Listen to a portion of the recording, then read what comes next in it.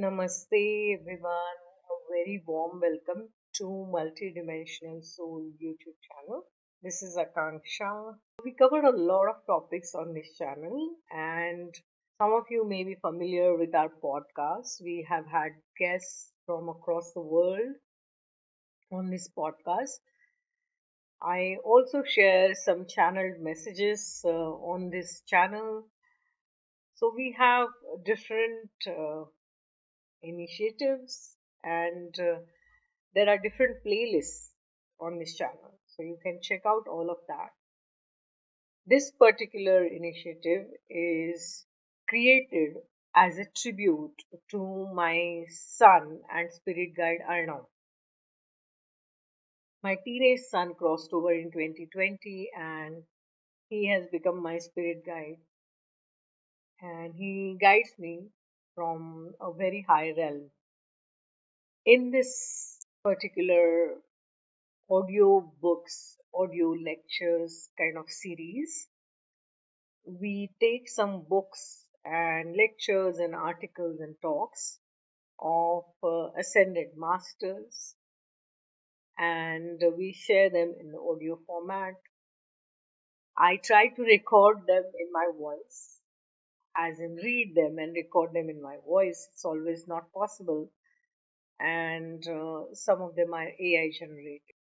The intention is to spread the wisdom and knowledge which has been there since ancient times from spirituality perspective, from the perspective of oneness.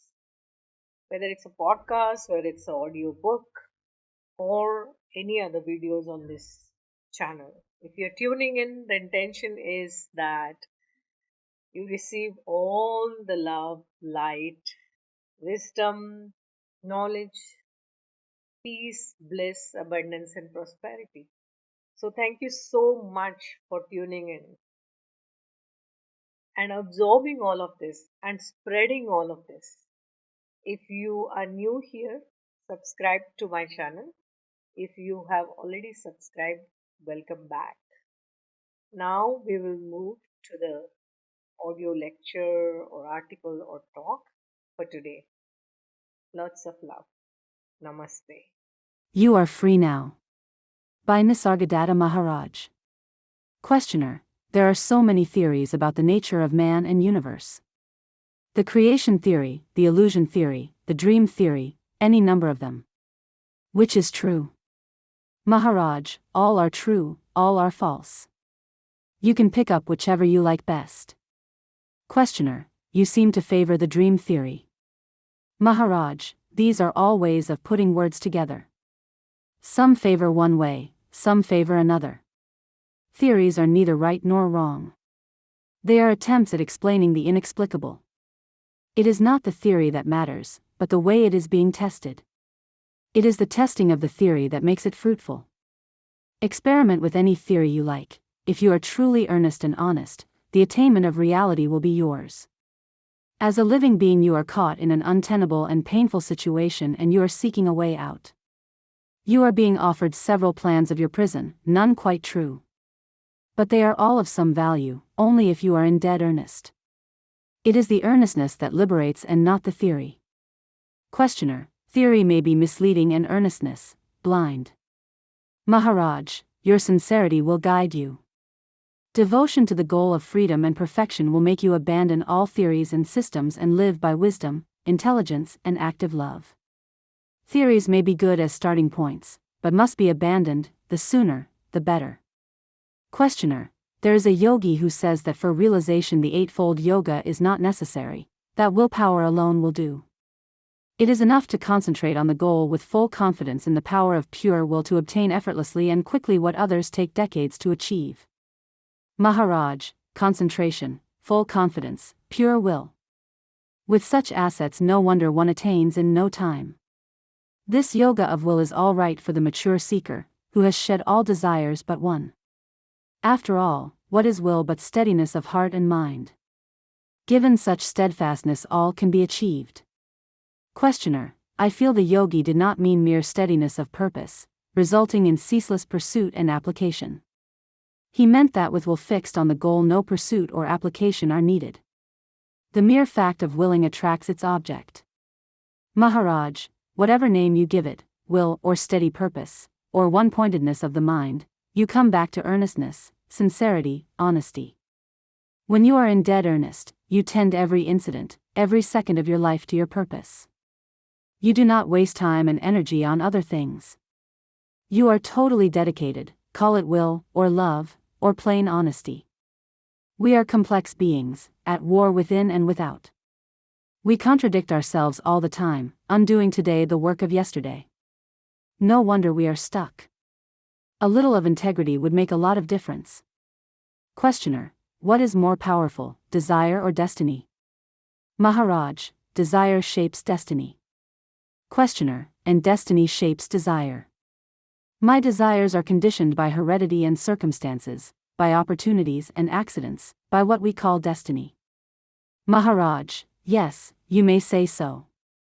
Questioner, at what point am I free to desire what I want to desire? Maharaj, you are free now. What is it that you want to desire? Desire it. Questioner, of course I am free to desire, but I am not free to act on my desire. Other urges will lead me astray. My desire is not strong enough, even if it has my approval. Other desires, which I disapprove of, are stronger. Maharaj, maybe you are deceiving yourself. Maybe you are giving expression to your real desires and the ones you approve of are kept on the surface for the sake of respectability. Questioner, it may be as you say, but this is another theory. The fact is that I do not feel free to desire what I think I should, and when I seem to desire rightly, I do not act accordingly. Maharaj, it is all due to weakness of the mind and disintegration of the brain. Collect and strengthen your mind and you will find that your thoughts and feelings, words and actions will align themselves in the direction of your will. Questioner, again, a counsel of perfection.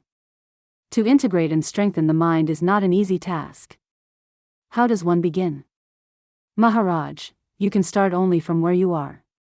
You are here and now, you cannot get out of here and now. Questioner, but what can I do here and now? Maharaj, you can be aware of your being, here and now. Questioner, that is all? Maharaj, that is all. There is nothing more to it. Questioner, all my waking and dreaming I am conscious of myself. It does not help me much. Maharaj, Yam were aware of thinking, feeling, doing. You were not aware of your being. Questioner, what is the new factor you want me to bring in? Maharaj, the attitude of pure witnessing, of watching the events without taking part in them. Questioner, what will it do to me? Maharaj, weak-mindedness is due to lack of intelligence, of understanding, which again is the result of non-awareness. By striving for awareness, you bring your mind together and strengthen it. Questioner, I may be fully aware of what is going on, and yet quite unable to influence it in any way. Maharaj, you are mistaken. What is going on is a projection of your mind. A weak mind cannot control its own projections. Be aware, therefore, of your mind and its projections. You cannot control what you do not know. On the other hand, knowledge gives power. In practice it is very simple. To control yourself, know yourself. Questioner, maybe I can come to control myself, but shall I be able to deal with the chaos in the world? Maharaj, there is no chaos in the world, except the chaos which your mind creates. It is self-created in the sense that at its very center is the false idea of oneself as a thing different and separate from other things. In reality you are not a thing, nor separate. You are the infinite potentiality, the inexhaustible possibility. Because you are, all can be. The universe is but a partial manifestation of your limitless capacity to become. Questioner, I find that I am totally motivated by desire for pleasure and fear of pain. However noble my desire and justified my fear, pleasure and pain are the two poles between which my life oscillates. Maharaj, go to the source of both pain and pleasure, of desire and fear. Observe, investigate, try to understand. Questioner, desire and fear are both feelings caused by physical or mental factors. They are there, easily observable. But why are they there? Why do I desire pleasure and fear pain? Maharaj, pleasure and pain are states of mind. As long as you think you are the mind, or rather, the body-mind, you are bound to raise such questions. Questioner: and when I realize that I am not the body, shall I be free from desire and fear? Maharaj: as long as there is a body and a mind to protect the body, attractions and repulsions will operate. They will be there, out in the field of events, but will not concern you. The focus of your attention will be elsewhere. You will not be distracted. Questioner: still, they will be there. Will one never be completely free? Maharaj: you are completely free even now. What you call destiny, karma, is but the result of your own will to live. How strong is this will? You can judge by the universal horror of death. Questioner: people die willingly quite often. Maharaj: only when the alternative is worse than death. But such readiness to die flows from the same source as the will to live, a source deeper even than life itself. To be a living being is not the ultimate state, there is something beyond, much more wonderful, which is neither being, nor non-being, neither living nor not living. It is a state of pure awareness, beyond the limitations of space and time. Once the illusion that the body-mind is oneself is abandoned, death loses its terror, it becomes a part of living. End of chapter. This profound knowledge and wisdom is by Nisargadatta Maharaj. This chapter, You Are Free Now, is chapter 30 from the book, I Am That, by Nisargadatta Maharaj. Nisargadatta Maharaj was an Indian guru of non-dualism, belonging to the Inchajari Sampradaya, a lineage of teachers from the Navnath Sampradaya. His teachings are based on Advaita Vedanta. This is a school of Hindu philosophy that emphasizes the non-dualistic philosophy of the ultimate unity of reality. It teaches that the ultimate reality, Brahman, is the only true existence, and everything else, including the individual self, Atman, is ultimately an illusion or a manifestation of Brahman. While rooted in Advaita Vedanta, Nisargadatta Maharaj often presented the teachings in a more direct and experiential way, emphasizing self-inquiry and direct realization rather than a systematic exposition of scriptures. His teachings often revolved around the idea of transcending the ego and realizing the true self, which is beyond the limitations of the mind and body.